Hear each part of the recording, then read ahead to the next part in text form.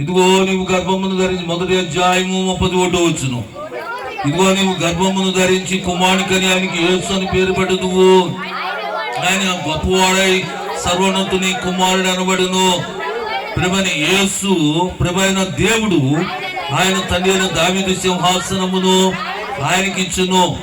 ఆయన యాకోబు వంశస్థులను యుగాయుగములు ఏలును. ఆయన రాజ్యం అంతము లేనిదై ఉండునని ఆయనతో చెప్పాను. ఆయన రాజ్యం అంతము లేనిది. ఆయన యాకోబు వంశస్థులను యుగాయుగములు ఏలును.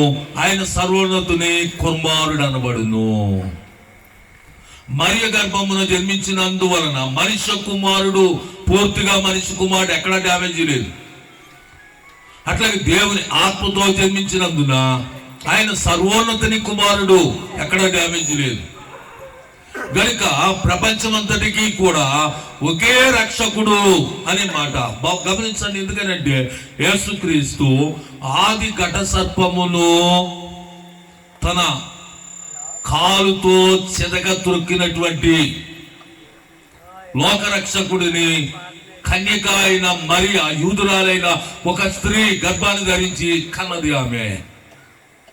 రెండవది, ఆయన లోక పాపమంతటిని పస్కా గొర్రె పిల్లవలి తాను శిలువలో వేలాడుతూ,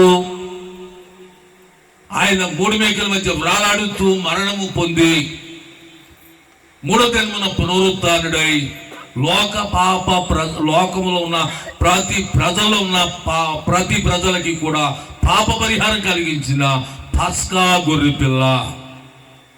మూడవది, ఆయన దేవునికి మానవులకు ప్రధాన యాజకత్వాన్ని, మధ్యవర్తత్వాన్ని వహించిన రక్షకుడు, యాజీ, వకీలు వంటి వాడు. నాలుగవది, ఎడారిలోని నీరు ఆత్మభావి కలిగిన వాడు.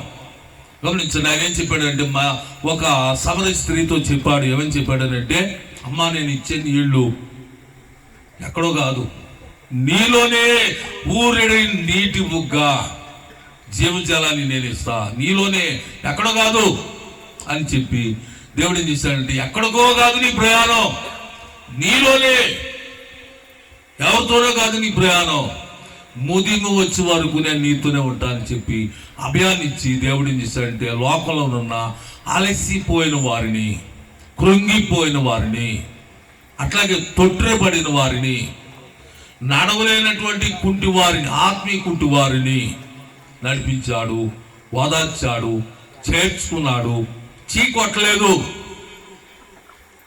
చూడండి, ఎవరైనా చికాగ్గా ఉంటే, స్మెల్ వస్తే మన దగ్గర రానిస్తామా? చాలు వెళ్ళు చదువుకోమ్మా అని చెప్తా. చిరాగ్గా ఉంటే ఇక్కడే కాదు అలాగెళ్ళి కూర్చో అని అంట. పేదవాడైతే ఇప్పుడుగా తర్వాత వద్దుగలే వెళ్ళు అని అంట. స్నేహం చేయలేని ఈ లోకంలో దేవుడు ఏం చేస్తాడంటే, యేసు ద్వారా మానవులందరినీ కూడా ప్రేమిస్తూ, అలసిపోయిన వారిని రండి, ప్రయాసపడిన వారిని రండి, లేవలేనటువంటి వారిని రండి, దిక్కులేనటువంటి వారిని రండి, వెదవరాలంటే వారిని రండి, నేను మిమ్మల్ని ఆదుకుంటా, నేను మిమ్మల్ని ప్రేమిస్తున్నా. లోకం మిమ్మల్ని ప్రేమించకపోయినా నేను ప్రేమిస్తా. నీ భర్త నిన్ను ప్రేమించకపోయినా నేను ప్రేమిస్తా. నీ పిల్లలు నిన్ను ప్రేమించకపోయినా నేను ప్రేమిస్తా. గమనించండి, దేవుడు యేసు ద్వారా మనల్ని ప్రేమించడానికి, ఆదుకోవడానికి, మనకి రక్షణ ఇవ్వడానికి దేవుడు ఈ భూమి మీద అవతరించి మనకి ఏం కలిగిస్తున్నాడంటే, భూమి మీద కావలసిన పాప పరిహారం, విధులను విడిపించి నేనున్నాను అని మూడో దినమున ఆయన పునరుత్థానుడై మన పక్షాన వకీలు వలె నిలబడి మన తరపున వాదించి న్యాయస్థానం ఎదుట వాదించడానికి లోకంలో ఉన్న అధికారులను, అంధకార శక్తులను, లోకనాథులందరినీ పట్టి తెచ్చి ఎక్కడ అగబరిచాడంటే, వేడుకలో బహవాటంగా వాళ్ళు నేరస్తులను అగబరిచాడు,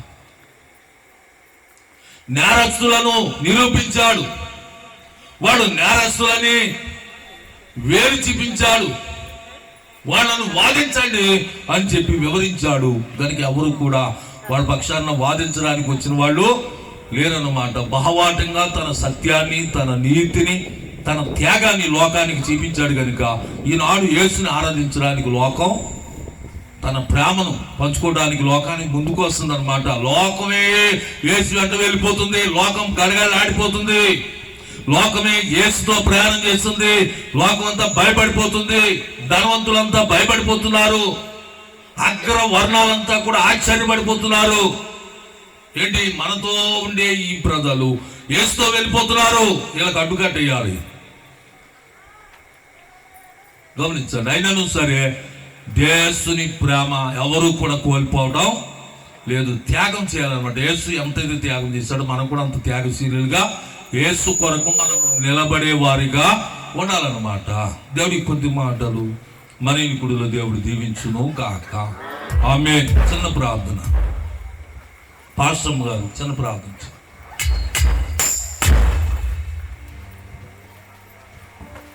మహోన్నతుడా, సర్వోన్నతుడా, సర్వాధికారి